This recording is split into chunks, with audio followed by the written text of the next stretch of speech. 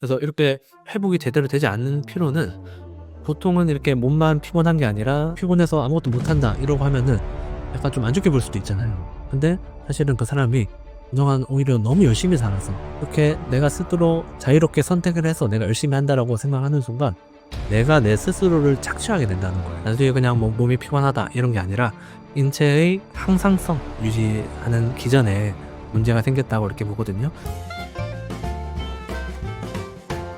그럼 사람들이 만성피로 증후군에 대해서 가지고 있는 뭐 오해라든지 혹은 만성피로 증후군이 이렇게나 위험해요. 좀 위험성에 대해서 좀 말씀해 주신다면 네. 어떨까요?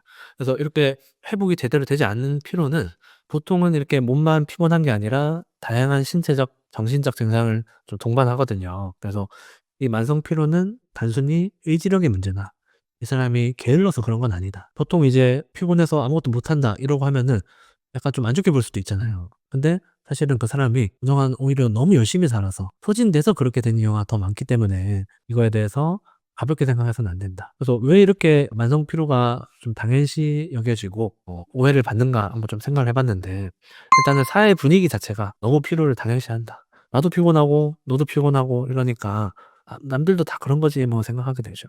그래서 제가 읽었던 책 중에 피로사회라고 하는 책이 음. 있는데 좀 재밌게 읽었는데, 네. 거기서 이제 작가가 이 사회를 개인이 스스로를 착취하는 시대다 이렇게 표현을 했어요. 예, 우리가 봉건 사회는 착취하는 계급과 착취받는 계급이 있잖아요. 이런 노동을 강요하고 이런 사람이 있었다면은 지금은 그런 게 상대적으로 없죠. 누구나 성과를 내고 내가 잘하면 돈 많이 버는 거고 풍족해지는 사회인데, 이렇게 내가 스스로 자유롭게 선택을 해서 내가 열심히 한다라고 생각하는 순간 내가 내 스스로를 착취하게 된다는 거예요. 이 성과를 내는 게 중요하고 남들과 성과를 비교하기가 너무 쉬워졌고, 그런 상태에서 피로가 너무 당연시한 분위기가 됐다. 그리고 쟤 봐라. 쟤는 너보다 일을 더 훨씬 더 많이 하고 성과도 훨씬 더 많이 내고 근데 힘들다는 소리 안 하잖아. 넌 왜 그래? 이렇게 다그치기가 쉽다. 근데 내가 말하는 만성 피로 상태, 병적인 피로 상태는 아픈 거예요.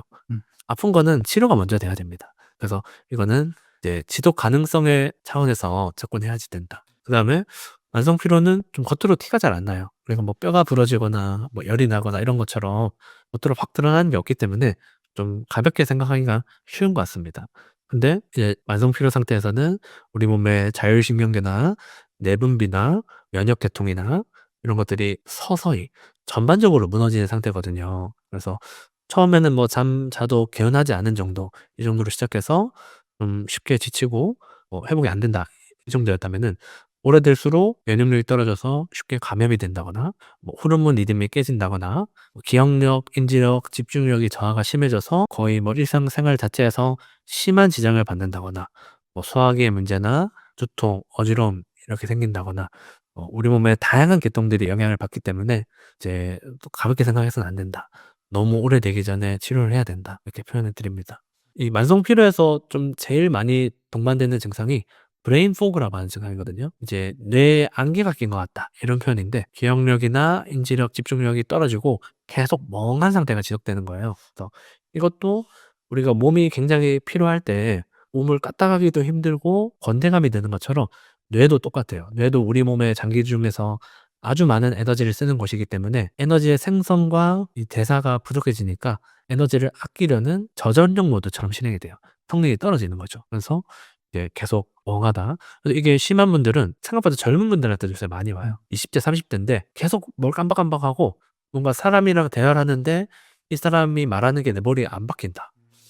시험 공부를 하는데 책을 읽는데 글자를 읽어도 머리에 안 들어온다. 이런 게 좀 심해서 20대 30 대인데 치매인가 하고 뭐 MRI나 이런 거 다 찍고 오시는 분들도 있고. 근데 이 만성 피로에 동반되는 경우인 경우가 굉장히 많습니다. 네.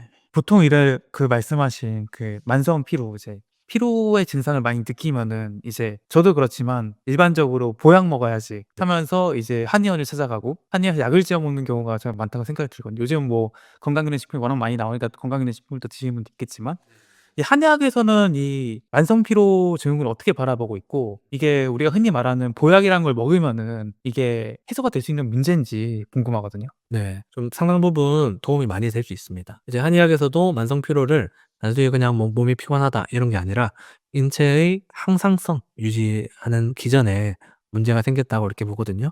그래서 이 만성 피로를 느낄 수 있는 유형에서 뭐 기혀, 혈어 이런 개념들을 통해서 이런 병리를 설명을 하는데 일단 기혀 같은 경우는 만성 피로 중에서 주로 무기력감, 전신 허약, 그리고 특징적으로 식욕이 많이 떨어진다. 그다음에 말소리에 힘이 적어진다. 그리고 정신적으로는 좀 우울해지고 좀 처지는 기분. 이런 게 나타날 때 이제 기여 상태로 보거든요. 그래서 이걸 이제 현대적으로 표현하면은 우리 세포의 미토콘드리아 기능 저하 상태다. 이렇게 봅니다. 그래서 만성 피로 환자들이 실제로 미토콘드리아 기능이 좀 저하가 돼 있는 게 연구를 통해 많이 밝혀지고 있기도 한데 이제 만성 피로 상태에서 기여 상태에서는 이 신체 증상뿐만 아니라 정신적 권태감, 좀 우울감 이런 정신적 증상도 많이 나타나요. 그래서 우리 뇌 기능과 신경 전달 물질의 기능 저하랑 연관이 좀 있고요. 아까 말씀드린 것처럼 브레인 포그 같은 경우도 우리 뇌가 에너지를 상당히 좀 많이 쓰는 기관이기 때문에 이렇게 에너지 대사 자체가 저하가 될 때 이 멍하거나 기억력, 인지력, 집중력 저하가 나타난다. 그리고 이런 기여는 자율신경계 기능 상태랑도 연관이 있습니다. 우리가 "귀의 순환이 원활하지 않다. 귀가 울체되다." 이런 표현들이 실제로는 교감신경과 부교감신경의 불균형 상태인 경우가 대부분이거든요. 그래서 이 자율신경계 조절 능력이 많이 떨어졌을 때 나타나는 뭐 호흡의 불편감, 근육통, 수면 장애, 소화 기능 같은 경우도 여기에 좀 해당한다. 그다음에 기여가 에너지 대사 측면이었으면은 혈허라고 하는 거는 이제 우리 몸의 영양 공급, 순환 과정 이거랑 연관이 있습니다.